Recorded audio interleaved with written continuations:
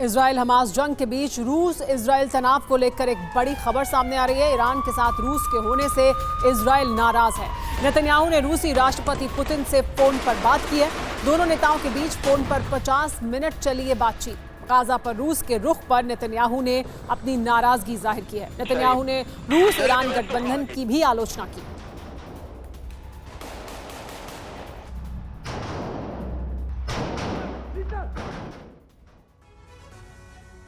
दोनों नेताओं के बीच क्या क्या बात हुई ये आपको बताते हैं। इससे आप ये भी समझ पाएंगे कि इनकी बातचीत में कितनी तल्खी नजर आई है। किस तरह की बातचीत हुई आइए वो आपको दिखाते हैं। क्या बातचीत हुई इन दोनों नेताओं के बीच, क्योंकि बहुत अहमियत रखती है बातचीत।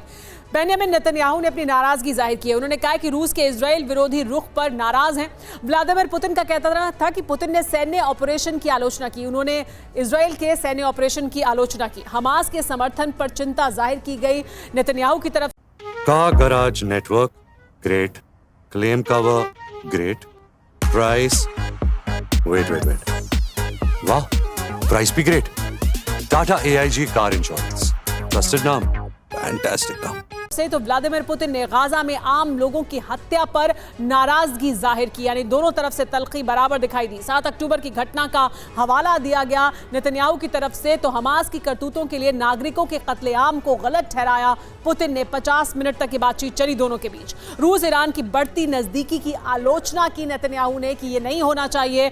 अस्पतालों और रिहायशी इलाकों में हमले से नाराज हैं पुतिन। उनका कहना है कि ये नहीं होना चाहिए। उन्होंने उसके विरोध में अपनी बात रखी। बेंजामिन नेतन्याहू ने यह भी कहा कि बंधकों तक पहुंचने में रूस की मदद मांगी उन्होंने, कि रूस मदद करे ताकि बंधकों तक पहुंचे। 138 बंधक लगभग अभी भी हमास के पास हैं। गाजा में मानवीय मदद जारी रखने की अपील पुतिन की तरफ से की गई, कि मानवीय अपील उन्होंने की कि मानवीय राहत लोगों तक पहुंचनी चाहिए। युद्ध विराम के लिए हर संभव मदद का भरोसा दिया है लेकिन पुतिन ने, और रेड क्रॉस पर दबाव बनाने का आग्रह किया गया है नेतन्याहू की तरफ से।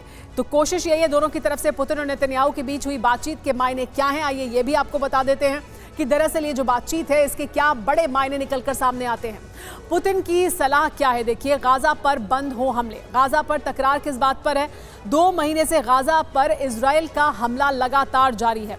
इजरायली हमलों से गाजा में भारी तबाही हो रही है। IDF के हमलों से अब तक करीब 18,000 लोगों की मौत हो चुकी है और इसको लेकर दुनिया में चिंता जाहिर की जा रही है। खास बात क्या है? गाजा के मुद्दे पर रूस इजराइल के रिश्ते में दरअसल तनाव है, जो बड़ी तस्वीर उभर कर सामने आ रही है। UN समेत कई मंचों से इजराइल पर निशाना साधा जा रहा है, अंतर्राष्ट्रीय मंचों से, खासतौर पर UN के मंच से, और ये इजराइल के लिए चिंता की बड़ी वजह है। इस बीच एक और बड़ी खबर आ रही है। ये बड़ी खबर आपको बता देते हैं। रूस के विदेश मंत्री सर्गेई लावरोव ने बड़ा बयान दिया है। आम नागरिकों पर इजराइल का हमला गलत है, कहा है सर्गेई लावरोव ने। आम फिलिस्तीनियों को सजा देना उचित नहीं है, और यही बात पुतिन ने भी बेंजामिन नेतन्याहू के साथ उनकी बातचीत में कही कि आम लोगों को हमास के किए की सजा नहीं मिलनी चाहिए, लेकिन ऐसा हो रहा है। और अब रूस के विदेश मंत्री सर्गेई लावरोव ने भी बड़ा बयान दिया है, जिसमें उन्होंने कहा है कि आम नागरिकों पर इजरायली हमले गलत हैं। 7 अक्टूबर को इजराइल में म्यूजिकल फेस्टिवल था। उसी दौरान हमास के लड़ाकों ने इजराइल पर हमला किया और 1200 से ज्यादा लोगों को मौत के घाट उतार दिया। 250 से ज्यादा लोगों को बंधक बना लिया। और आप ये जानकर हैरान रह जाएंगे कि बीती रात इजराइल में फिर 7 अक्टूबर जैसा हमला हुआ, लेकिन जमीन से नहीं बल्कि आसमान से। जी हां, इजराइल पर ताबड़तोड़ अंदाज में रॉकेट दागे गए, वो भी डबल फ्रंट से। जानते हैं क्यों? हनुका त्योहार के चलते। देखिए इस रिपोर्ट में पूरी डिटेल। एक बार फिर इजराइल पर ताबड़तोड़ अंदाज में रॉकेट दागे गए। एक बार फिर इजराइल का आसमान आग उगलता नजर आए। एक बार फिर इजरायली नागरिकों, रिहायशी इलाकों को दहलाने के लिए बारूदी बारिश की गई, वो भी लेबनान से लेकर गाजा तक सटे इजरायली बॉर्डर के इलाकों में।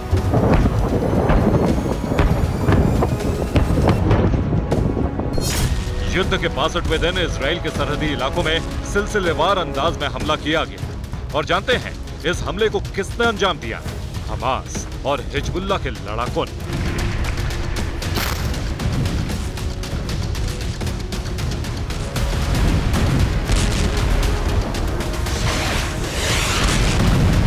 हमास और हिजबुल्लाह ने पुख्ता प्लानिंग के साथ इजराइल पर हमला किया, ठीक वैसे ही जिस तरह 7 अक्टूबर को हुआ था। दरअसल मौजूदा वक्त में इजराइल के लोग त्योहारों के जश्न में डूबे हैं। और जानते हैं इस त्योहार का नाम क्या है? हनुक। मसलन हनुका को यहूदियों का क्रिसमस भी कहा जाता है। इजराइल में यह त्योहार 8 दिनों तक मनाया जाता है, जिसमें यहूदी अपने घरों को रोशनी से जगमगाते हैं। हनुका को प्रकाशोत्सव के रूप में भी जाना जाता है।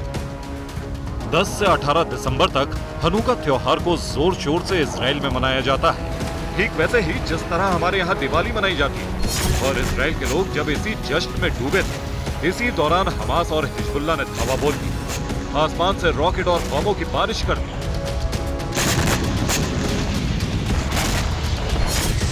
मतलब ये कि जिस तरह 7 अक्टूबर को इजराइल के लोग म्यूजिक फेस्टिवल के जश्न में डूबे थे, उसी दौरान हमास के लड़ाकों ने इजराइल में घुसकर हमला किया और 1200 से ज्यादा लोगों को मौत के घाट उतारा। ठीक वैसे ही 10 दिसंबर को एक बार फिर हमास ने हिजबुल्लाह के साथ मिलकर इजराइल को दहलाने की साजिश रची, भीषण नरसंहार का बारूदी प्लान बनाया। हालांकि इजरायली सेना ने अपने डिफेंस सिस्टम के चलते कई हमलों को नाकाम भी किया, मगर इस हमले में काफी नुकसान की भी आशंका जताई जा रही है।